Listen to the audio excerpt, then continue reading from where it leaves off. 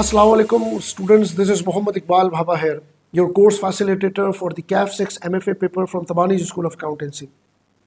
आज की तारीख में we are going to discuss a very important and untouched area of the ICAP since the introduction of the MFA paper into the main core stream of the CAF level of the ICAP.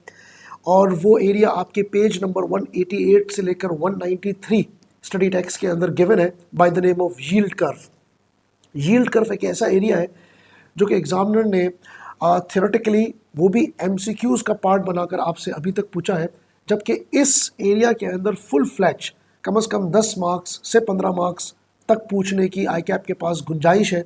और सितंबर 25 attempt में भी the attempt जिसके अंदर आईकैप जो है वो इस concept को लेकर एक फुल फ्लैच सवाल की टेस्टिंग कर सकता है। और इसी वजह से यील्ड कर्व को जो है वो आज की तारीख में मैंने चूज़ किया है for you. This video will consist of the two parts. दो पार्ट्स के अंदर हम यील्ड कर्व को डिस्कस करेंगे और कोई करीब 5 एग्जांपल्स मैं आपके साथ डिस्कस करूंगा। और मुझे उम्मीद है कि उन 5 एग्जांपल्स के बाद you will be able to understand the core concept of the yield curve along with the practical application of the yield curve. यानी कि इतना आप सीख जाएंगे जो कि पेज नंबर 188 से लेकर 193 के दरमियान में गिवन है। तो don't miss this part and the upcoming part related to the yield curve. सबसे पहले यील्ड कर्व एक आईकैप पूछ किस तरह सकता है, तो मेरे हिसाब से 4 तरीके ऐसे हैं जिसके ज़रिए आईकैप जो है वो आपसे यील्ड कर्व की टेस्टिंग कर सकता है, जिसमें 2 तरीके वो ऑलरेडी एमसीक्यूज़ में 1 मार्क्स से 2 मार्क्स का पूछ चुका है। पहला तरीका ये है कि कर्व की आइडेंटिफिकेशन। एग्जामिनर ने अभी तक आपको कर्व बनाकर नहीं दिया, लेकिन थ्योरेटिकल एंगल में पूछ चुका है। सितंबर 2023 एमसीक्यू नंबर 10 में आपसे यील्ड कर्व का एक एमसीक्यू टेस्ट हो चुका है यील्ड कर्व को लेकर। मेरा ये ख्याल है कि एग्जामिनर आपको यील्ड कर्व भी दे सकता है। 3 तरह के यील्ड कर्व हम पढ़ेंगे और वो 3 तरह के यील्ड कर्व देकर आपसे पूछ सकता है कि बताइए कि ये कौन सा कर्व है। थ्योरेटिकल एंगल में तो टेस्ट हो चुका है, लेकिन ग्राफिकल प्रेजेंटेशन से ये टेस्टिंग नहीं हुई। तो पहला तरीका तो ये जिसके ज़रिए एग्जामिनर आपसे यील्ड कर्व की टेस्टिंग कर भी चुका है थ्योरेटिकली और कर भी सकता है ग्राफिकली। नंबर 2, आपसे यील्ड कैलकुलेट करवाई, यील्ड देकर market value of the bonds जो है वो कैलकुलेट करवाया जाए, जो कि एग्जामिनर टेस्ट कर चुका है मार्च 2022 में। एमसीक्यू का ही पार्ट था, एमसीक्यू नंबर 4, जिसके अंदर ये टेस्ट हो चुका है कि आपको मुख्तलिफ किस्म की डिफरेंट टाइम पीरियड के हिसाब से आपको स्पॉट यील्ड्स दे दी गई है डिफरेंट मैच्योरिटी के साथ, और आपसे market value of the bond calculate करवाई गई है।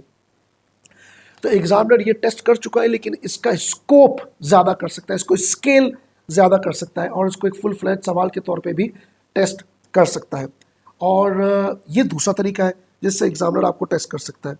द थर्ड तरीका वो ये है कि एग्जामिनर वही market value of the bond जो स्टेप नंबर 2 में कैलकुलेट करवाई, उसी को इस्तेमाल करके रिवाइज यील्ड आपसे निकलवा सकता है using the internal rate of return approach, यानी कि आईआरआर के ज़रिए आपसे कैलकुलेट करवा सकता है।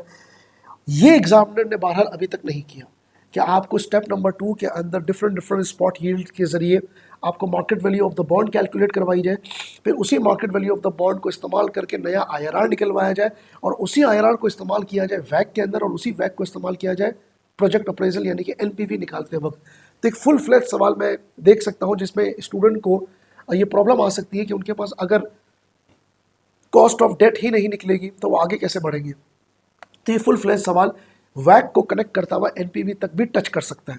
ये बहरहाल अभी तक टेस्ट नहीं हुआ, अलबत्ता पेज नंबर 188 से लेकर और 193 के दरमियान में इसकी प्रैक्टिकल इम्प्लीकेशन आईकैप दे चुका है। तो इसका मतलब ये है, इट्स एन इंडिकेशन कि वो आपको फुल फ्लैज सवाल इस पर दे सकता है।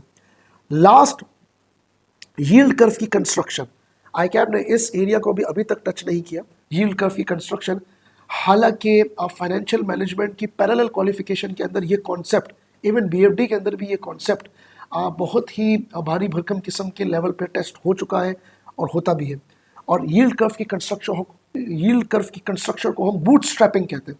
बूट स्ट्रैपिंग भी 192 और 193 पेज के अंदर स्टडी टेक्स्ट के अंदर गिवन है, अभी तक टेस्ट नहीं हुआ, इवन एमसीक्यूज का भी पार्ट नहीं बना, लेकिन टेस्ट हो सकता है।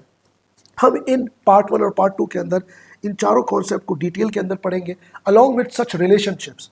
आपको मैं रिलेशनशिप्स कुछ बताऊंगा between the market value of the bond and the IRR, between the yield and the maturity, between IRR and the coupon rate. और हम इस तरह के बड़े जो है ना वो रिलेशनशिप्स पढ़ेंगे, कम से कम 3 से 4 रिलेशनशिप्स हम पढ़ेंगे, 5 किस्म के हम एग्जांपल्स करेंगे। और मुझे उम्मीद है कि ये 5 एग्जांपल्स करने के बाद आई कैप में किसी भी तरह का सवाल यील्ड कर्व से लेकर आप आराम से क्रैक कर सकते हैं, इसको डिकोड कर सकते हैं। तो ये चार तरीके हैं, 4 तरीकों में 5 एग्जाम्पल्स करेंगे, 3 से 4 किस्म के रिलेशनशिप पढ़ेंगे। अच्छा, just to make this video shorter and condense, मैं क्या करूंगा, मैं कुछ कैलकुलेशंस परफॉर्म नहीं कर रहा हूँ, बल्कि आपको उनके डायरेक्ट आंसर दे रहा हूँ। मैंने सॉल्यूशन अपने पास रखा हुआ है ताकि आपका टाइम बचे। आप उनको सॉल्व करके लाजमी अपने एंड से देख लीजिएगा कि नंबर्स वही प्रोड्यूस हो रहे हैं या नहीं हो रहे हैं। तो let's start this yield curve, उसको स्टार्ट करते हैं। देखिए, सबसे पहले जो हमें यील्ड कर्व के अंदर जो समझना है वो ये समझना है कि सर ये बॉन्ड्स होते क्या है। सबसे पहले तो हमें ये समझना है। अच्छा, मैं कुछ एरियाज़ को सिर्फ टच करके निकल जाऊंगा। मैं अज्यूम कर रहा हूँ कि मेरे स्टूडेंट्स की भी और बाकी ऑडियंस की भी नॉलेज इसके अंदर अच्छी खासी होगी। देखिए, 2 तरह के बॉन्ड्स होते हैं। Number 1 is corporate bond. I will be a little bit faster way के अंदर, थोड़ा सा मैं स्पीड अप में होऊंगा ताकि आपको टाइम आपका बचे। और दूसरा, एक बॉन्ड कॉर्पोरेट इशू करता है और एक बॉन्ड जो होता है ना वो गवर्नमेंट इशू करता है। यानी कि हमारी जो गवर्नमेंट है, पाकिस्तान की भी गवर्नमेंट और ऑल ओवर द वर्ल्ड जितनी भी गवर्नमेंट्स होती हैं वो भी बॉन्ड इशू करती हैं जस्ट टू रेज मनी। और आपको पता है कि कॉर्पोरेट भी बॉन्ड इशू करता है जस्ट टू रेज मनी। यहाँ पे आपने सिर्फ एक चीज़ दिमाग में रखनी है कि जो कॉर्पोरेट बॉन्ड इशू करता है उसकी क्या प्राइसिंग होनी चाहिए और उसका क्या रेट होना चाहिए, इवन कूपन रेट भी क्या होना चाहिए। कॉर्पोरेट हेल्प लेता है गवर्नमेंट के बॉन्ड से, यानी कि पहले गवर्नमेंट रिस्क फ्री क्लास के एसेट्स जब प्रोड्यूस करती है तो गवर्नमेंट जाहिर सी बातें यील्ड भी देती है, यानी कि उसके अंदर इंटरेस्ट भी देती है। उस इंटरेस्ट को दिमाग में रख कर सबसे पहले कॉर्पोरेट जो है वो अपनी इनिशियल वर्किंग करता है जस्ट टू सी कि किस तरीके से जो है वो हमारा इंटरेस्ट होना चाहिए। तो कंपनी क्या करती है, कंपनी कॉर्पोरेट जब बॉन्ड इशू करती है तो गवर्नमेंट से हेल्प लेती है। हम इस वीडियो के अंदर ये भी देखेंगे कि गवर्नमेंट किस तरीके से अपनी जो है वो यील्ड कैलकुलेट करती है। तो पहले हम कॉर्पोरेट साइड पे बात करेंगे और फिर कुछ एग्जांपल के अंदर हम गवर्नमेंट साइड पे बात करेंगे कि गवर्नमेंट भी किस तरह कंस्ट्रक्ट करती है। तो ये याद रखिएगा कि जो कॉर्पोरेट है वो गवर्नमेंट की यील्ड से हेल्प लेती है। अच्छा, हमारे पास बॉन्ड की 2 कैरेक्टरिस्टिक्स होती है और जो हम यूजुअली पढ़ते हैं। पहली कैरेक्टरिस्टिक ये होती है कि इसके अंदर एक रेगुलर पेमेंट जाती है।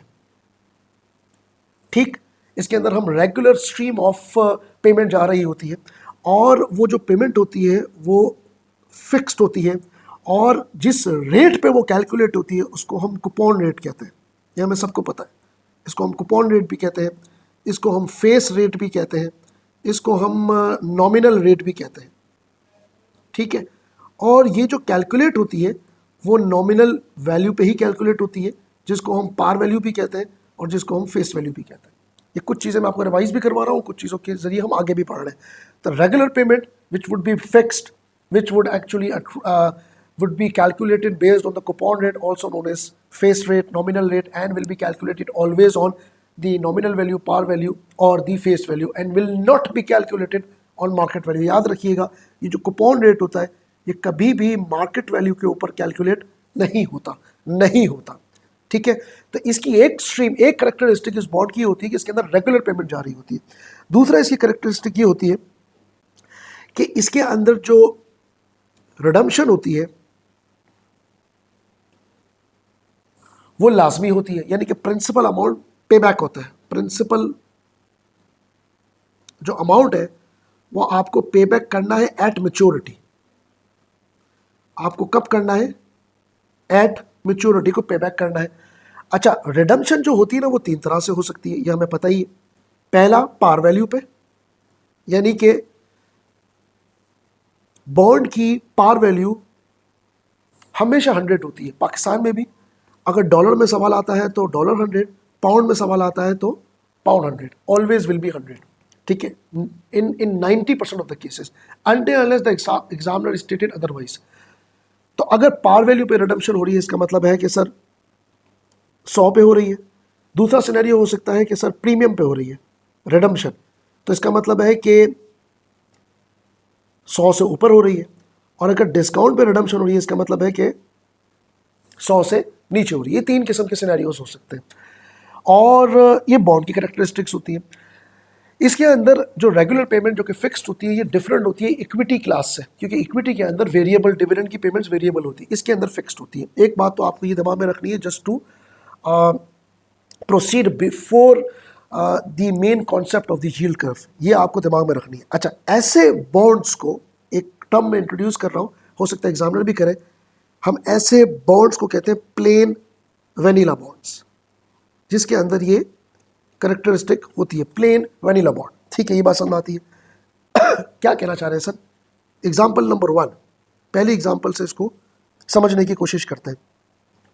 मान लीजिए एक कंपनी है, कंपनी ए, वो आज की तारीख में अपनी बॉन्ड की मार्केट वैल्यू जानना चाहती है, यानी कि रिक्वायर्ड क्या है, market value of the bond, या आज की तारीख में जानना चाहती है। वो बॉन्ड जो रिडीम होगा वो 4 इयर्स में होगा, यानी कि टाइम कितना आ गया आपके पास, 4 इयर्स हो गया। अच्छा, जो रिडीम होगा वो पार पे होगा, यानी कि एट ₹100 ऑलवेज। इसका जो कूपन रेट गिवन है, मान लीजिए वो 5% गिवन है, और इसका जो रिक्वायर्ड रेट गिवन है वो आपके पास 4% गिवन है। अच्छा, अब यहाँ पे दिमाग में रखिएगा ये रिक्वायर्ड रेट क्या चीज़ है। इस रिक्वायर्ड रेट को हम, इसके बहुत सारे नाम हैं, लेकिन मैं आपको अभी 2-3 नाम इंट्रोड्यूस करता हूँ, उसके बाद इसके और नाम भी हम इंट्रोड्यूस कर देंगे। इस रिक्वायर्ड रेट को हम यील्ड भी कह सकते हैं। इस रिक्वायर्ड रेट को मैं लेंडर का रेट ऑफ रिटर्न भी कह सकता हूँ, लेंडर रेट ऑफ रिटर्न भी कह सकता हूँ। ठीक है, और इसको मैं कॉस्ट ऑफ डेट भी कह सकता हूँ, लेकिन कौन सी cost of debt? Pre tax. ठीक है जी, ये 3 नाम तो अभी मैंने इंट्रोड्यूस कर दिए, इसके अलावा इसके और नाम भी इंट्रोड्यूस करेंगे। तो रिक्वायर्ड रेट ऑफ रिटर्न आपके पास 4% गिवन है। आपको मार्केट वैल्यू मालूम करनी है, हम क्या करेंगे सर, हम 4% को लेंगे, डिस्काउंटिंग करेंगे और मार्केट वैल्यू मालूम कर लेंगे, जैसा कि आप हमेशा करते हैं। कैसे करेंगे सर? इसका मैं सोल्यूशन कर देता हूँ। अगर आप लोगों को ये चीज़ पता है तो हम इसको आगे भी कर सकते हैं सर। 1, 2, 3, कितने साल है हमारे पास सर? 4 साल है। 4 साल में पहले साल पेमेंट जाएगी 5, क्योंकि 5% will be applied on the par value of 100 and it will give you the 5। अच्छा, मैंने जो सवाल लिया है वो रुपीज़ में लिया है, ठीक है, तो ये ₹5 आ जाएगा। यहाँ पे मैं लिख देता हूँ कैश फ्लोज, यहाँ पे भी 5 आ जाएगा, यहाँ पे भी 5 आ जाएगा, लेकिन यहाँ पे 105 आएगा। 105 इसलिए आएगा कि मेच्योरिटी पे आप प्रिंसिपल अमाउंट भी पे बैक करेंगे और इंटरेस्ट भी पे बैक करेंगे। अच्छा, अब हमने क्या करना है सर, हमने जो डिस्काउंट लेना है वो लेना है 4%, क्योंकि लेंडर का जो रेट ऑफ रिटर्न था वो 4% था, तो इसको हम डिस्काउंट फैक्टर कहते हैं। ये कूपन रेट पे कैलकुलेट होगा। हमेशा जो इंटरेस्ट की पेमेंट की जो कैलकुलेशन होगी वो कूपन रेट पे कैलकुलेट होगी, और जो डिस्काउंट होगा वो लेंडर का रेट ऑफ रिटर्न होगा, जिसको हम यील्ड भी कहते हैं। ये रिक्वायर्ड रिटर्न या यील्ड दोनों सेम है। ठीक है जी। अच्छा, अब अगर हम इसका डिस्काउंट फैक्टर करेंगे तो हमारे पास जो इसका आंसर आएगा, मैं डायरेक्ट इसका आंसर लिख रहा हूँ, हमारे पास आंसर आएगा कोई 103.62। ये है सर हमारी मार्केट वैल्यू एट T0, यानी कि आज की तारीख में हमें अगर ऐसा बॉन्ड इशू करना है जिसका लेंडर का रेट ऑफ रिटर्न, यानी कि इन्वेस्टर मुझसे 4% मांग रहा है, 5% का कूपन रेट है और रिडीम होगा 4 साल के अंदर अंदर, और मैं उसकी मार्केट वैल्यू आज की तारीख में जानना चाहता हूँ, तो आज की तारीख में मेरे बॉन्ड की मार्केट वैल्यू होगी 103.62। एक बात तो हमें ये क्लियर हो गई, यह सवाल हमारा सॉल्व हो गया। अब यहाँ पे एक रिलेशनशिप इस्टेब्लिश करना है जो कि इस पूरे पार्ट का एक मेन एरिया, और वो क्या है, अगर मैं इसको 4% के हिसाब से नहीं करता, मैं इसको 6% के हिसाब से अगर डिस्काउंट करता हूँ, तो इसी सवाल के अंदर जो मेरी मार्केट वैल्यू आएगी वो आएगी कोई गालिबन 96.53। ठीक है, इसको कैलकुलेट करके लाजमी देखिएगा। और अगर मैं फॉर एग्जांपल इसको 5% करता हूँ तो मेरी मार्केट वैल्यू आएगी ₹100। अगर मैं इसको डिस्काउंट करता हूँ 5% पे, 6% पे या 4% पे। अब यहाँ पे एक रिलेशनशिप इस्टेब्लिश हुआ है। अब वो रिलेशनशिप क्या है? रिलेशनशिप ये है सर, ठीक है, सवाल हमारा सॉल्व हो गया। रिलेशनशिप क्या है? पहला जो रिलेशनशिप हम इस्टेब्लिश करने लगे हैं वो ये रिलेशनशिप है कि सर जैसे ही मैं यील्ड बढ़ाऊंगा, जैसे ही मैं यील्ड बढ़ाऊंगा, मेरी market value of the bond जो है वो कम होना शुरू हो जाएगी। इसका मतलब इन्वर्स रिलेशनशिप है। क्या मतलब हुआ? आप ये देखें कि 4% से 6% मैंने यील्ड बढ़ाई तो मेरी मार्केट वैल्यू 103.62 से 96.53 हो गई। There is a inverse relationship between the yield and the market value of the bond. जैसे ही मैंने 6% से 5% करी, यानी कि मैंने कम करी, तो मेरी मार्केट वैल्यू ऑफ दी जो बॉन्ड है वो क्या हो गई, 96.53 से 100 बढ़ गई। तो पहला रिलेशनशिप तो आप दिमाग में रखिएगा कि जैसे ही मैं यील्ड को बढ़ाऊंगा, higher the yield, market value जो बॉन्ड की है वो कम हो जाएगी, और जैसे ही मैं यील्ड को कम करूंगा, market value of the bond बढ़ जाएगी। सवाल है ऐसा क्यों?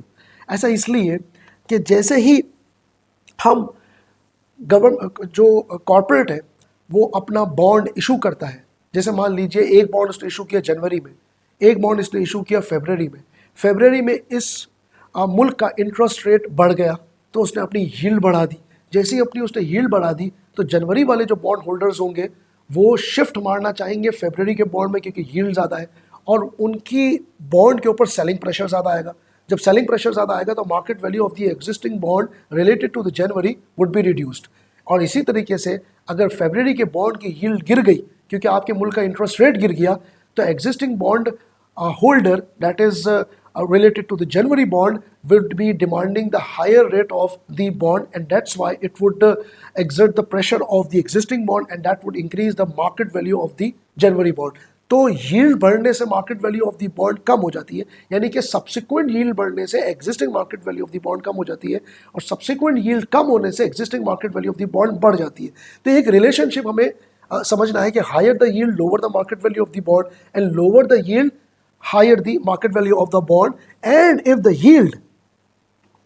yield it's equal to the, अगर आपकी जो yield है वो इक्वल अगर मैं कर दूं कूपन रेट से, तो आपकी जो मार्केट वैल्यू होगी वो पार पे आ जाएगी। जैसा कि हमने अपने केस के अंदर देखा, क्या देखा सर हमने, कि जैसे ही मैंने 5% कर दी, यानी कि यहां पे यील्ड इक्वल कर दी थी मैंने किसके, कूपन रेट के, तो मेरा जो मार्केट वैल्यू आ गया वो 100 रुपये का आ गया, यानी कि पार पे आ गया।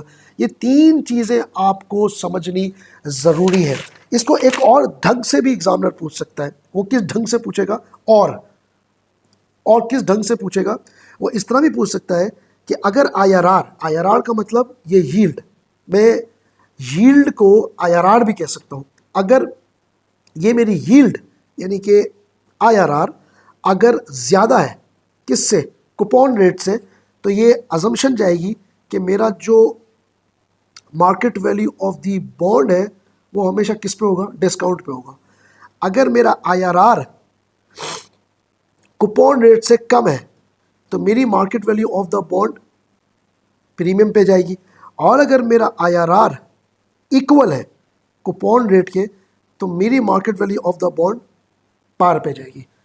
देख भी लें आप इस तरीके से, यहाँ पे 4% था, यानी कि आपका डिस्काउंट फैक्टर यानी कि यील्ड जो था वो 4% था, और आपका यहाँ पे कूपन रेट था 5%, यानी कि IRR आपका कम था किससे, कूपन रेट से। तो जब हमारा IRR कम है, यानी कि ये केस था, जब हमारा IRR कम है तो market value of the bond premium पे आएगी, और आप ये देखें कि 100 से ऊपर हम 103.62 पे ट्रेड कर रहे हैं। इसी तरीके से जब हमने 6% किया और कूपन रेट आपका था 5%, यानी कि आपका IRR जो था वो ज़्यादा था कूपन रेट से, तो केस नंबर 1 आ गया। IRR आपका ज़्यादा है कूपन रेट से, तो market value of the bond हमेशा डिस्काउंट पे आएगी, जो कि आ भी रही है, which is in are case 96.53। और अगर IRR हमारा इक्वल है कूपन रेट के तो हमारी मार्केट वैल्यू पार पे आएगी, जो कि हम देख रहे हैं कि 5%, और ये 5% जब मैच कर जाएगा तो सर ये 100 की पार वैल्यू आएगी, market value of the bond par value पाएगा। तो सर ये रिलेशनशिप आपने दिमाग में रखना है। ये दो रिलेशनशिप एग्जाम में MCQs में भी और आपकी जनरल अंडरस्टैंडिंग के लिए भी बहुत ज़रूरी है। ये हो गया इसका एक पार्ट जो हमने करना था। बगैर टाइम वेस्ट किए हुए एग्जाम्पल नंबर 2 में, last example of the current video पे हम मूव करते हैं। क्या सर क्या करना चाह रहे हैं, मान लीजिए अगर कूपन रेट आपको 7% गिवन है एग्जाम के अंदर, एक बॉन्ड है जो कि रिडीम हो रहा है इन 5 years, ठीक, और एट पार यानी कि ₹100 पे हो रहा है, और वो करंटली ट्रेड हो रहा है। एग्जामिनर कह रहा है कि करंटली मान लीजिए कि वो ट्रेड हो रहा है, वो बॉन्ड जो है वो ट्रेड हो रहा है एक्सक्यूज मी क्लास एट ₹106.62 पे।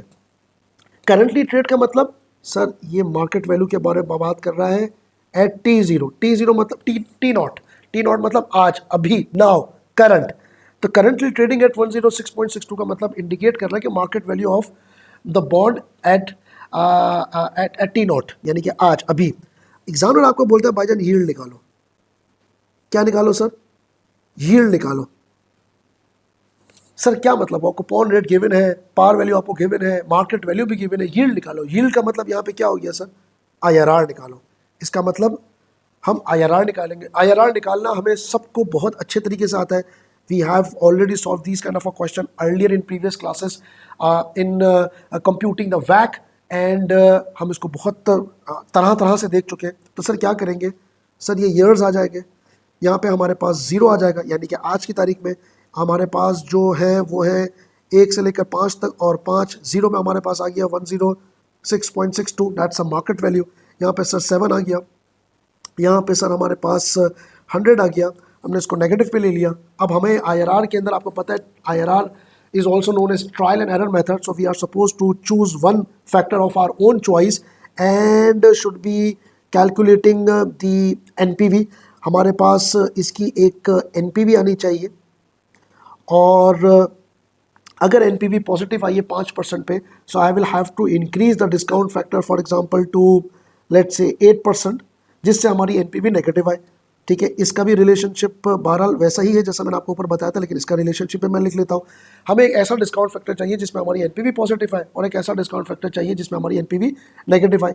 और उसके बाद हम क्या करेंगे सर? हम IRR कैलकुलेट कर लेंगे, और जब हम IRR कैलकुलेट कर लेंगे तो IRR हमारे पास 5.46% आएगा। आप इसको करके देख लीजिएगा, मैं कंप्यूट नहीं कर रहा हूँ, जस्ट टू सेव टाइम। आप इसको जब कैलकुलेट करके देखेंगे तो आपके पास 5.46 ही आएगा। यहाँ पे इस रिलेशनशिप को दोबारा से मैं रिवाइज कर रहा हूँ इस एंगल से, IRR के एंगल से, कि sir higher the discount factor, बल्कि इसको हम एक और ढंग से लिख लेते हैं ताकि हमारे लिए आसान हो जाए। डिस्काउंट फैक्टर अगर हम हायर करेंगे तो हमारी जो NPV है वो कम आएगी, और डिस्काउंट फैक्टर अगर मैं कम करूँगा तो हमारी जो NPV है वो ज़्यादा आएगी। ये वही वाली बात है जो ऊपर मैंने करी है, सिर्फ IRR के ढंग से मैंने करने की कोशिश करी है ताकि आपको इसमें चीज़ समझ में आए। तो sir higher the discount factor, अगर मेरा डिस्काउंट फैक्टर 5 पे मेरी NPV कम आ रही है तो मैं डिस्काउंट फैक्टर को कम करूँगा NPV बढ़ाने के लिए। तो ये इस तरीके से मेरे पास IRR आ जाएगा 5.46। सर अब मैं कुछ और नाम इंट्रोड्यूस कर रहा हूँ। इस IRR को मैं यील्ड भी कह सकता हूँ, इस IRR को मैं लेंडर का रेट ऑफ रिटर्न भी कह सकता हूँ, इसको मैं रिक्वायर्ड रेट ऑफ रिटर्न भी कह सकता हूँ, इसको मैं gross redemption yield GRY gross redemption yield भी कह सकता हूँ, इसको मैं Y2M भी कह सकता हूँ, YTM मतलब यील्ड टू मैच्योरिटी भी कह सकता हूँ, इसको मैं कॉस्ट ऑफ डेट भी कह सकता हूँ। एग्जामिनर ने सारे नाम लिए हैं, दिमाग में रखिएगा, और ये आपका होगा प्री टैक्स, ये दिमाग में रखिएगा। इसको मैं इन्वेस्टर का रेट ऑफ रिटर्न भी कह सकता हूँ, इन्वेस्टर रेट ऑफ रिटर्न। तो IRR एक नाम हो गया, यील्ड दूसरा नाम हो गया, लेंडर तीसरा, ये चौथा, ये पांचवा, ये छठा, ये सातवां, और ये 8। ये 7-8 नाम आपको दिमाग में रखना है। एक और चीज़ मैं आपको बताऊं कि एग्जामिनर कभी भी आपको अगर market value of the bond calculate करवा रहा होता है, यानी कि रिक्वायरमेंट के अंदर है कि आपने market value of the bond calculate करनी है, तो याद रखिएगा अगर टैक्स की इंफॉर्मेशन गिवन भी होती है तब भी हम इसको इग्नोर कर देते हैं, क्योंकि market value of the bond investor perspective से आप चीज़ निकाल रहे होते हो। लेकिन अगर एग्जामिनर आपको बोलता है कि भाईजान आपने वैक निकालना है, तो फिर हम टैक्स को इग्नोर नहीं करते हैं, क्योंकि हम कंपनी के पर्सपेक्टिव से चीज़ निकाल रहे होते हैं। ये इन्वेस्टर का पर्सपेक्टिव है और ये कंपनी का पर्सपेक्टिव है। तो ये भी दिमाग में रखिएगा कि हम वैक कैलकुलेट कर रहे हैं या हम market value of the bond investor के पर्सपेक्टिव से कैलकुलेशन कर रहे हैं। एक तो चीज़ आपने ये भी दिमाग में रखनी है। तो I think class that's it for the today's video. हमने 2 एग्जांपल्स करी, और पार्ट 2 के अंदर इंशाल्लाह हम 3 मजीद एग्जांपल्स करेंगे और रिलेशनशिप को एक्सप्लोर करेंगे। जो भी आपका फीडबैक हो कमेंट बॉक्स के अंदर या मुझसे डायरेक्टली भी आप रब्ता कर सकते हैं। किसी भी एंगल पे कोई भी चीज़ आपको समझ में ना आए या किसी भी तरह का आपको कोई फीडबैक हो, अपना बहुत ज़्यादा ख्याल रखिएगा। गुड लक, अल्लाह हाफिज़।